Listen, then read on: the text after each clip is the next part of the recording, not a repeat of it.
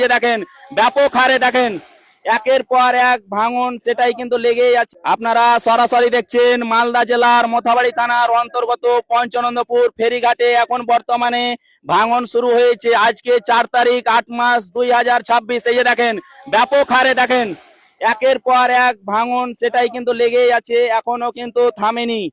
আমরা দেখতেই পাচ্ছি এবং এখানে স্থানীয় মানুষজন অনেক এসছে এবং সবাই কিন্তু দেখছে যে তাদের যে জমি জায়গা একের পর এক সব নদীর গর্ভে চলে যাচ্ছে। আপনারা এতক্ষণ ধরে দেখছেন পঞ্চনন্দপুর মোথাবাড়ি থানার অন্তর্গত পঞ্চনন্দপুর ফেরিঘাটে যে ব্যাপক হারে আজকেও ভাঙন শুরু হয়েছে। এই ভাঙন যেমন বাড়ছে তেমন আমাদের মধ্যে আতঙ্ক, ভয়, হার্টবিট সবকিছুই কিন্তু বাড়তে রয়েছে।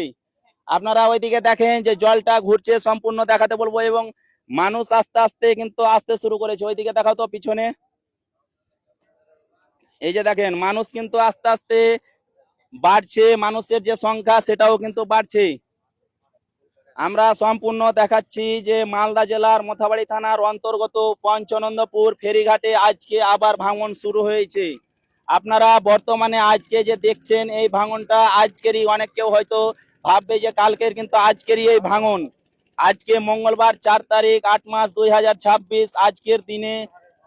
আজকের দিনে এখন ভাঙন শুরু হয়েছে। আপনারা দেখতেই পাচ্ছেন যে প্রশাসনের পক্ষ হতে যাতে কোনো বিপদ না হয় তার জন্য কিন্তু এই ছেলেগুলোকে এখান থেকে সরিয়ে নিয়ে যাচ্ছে।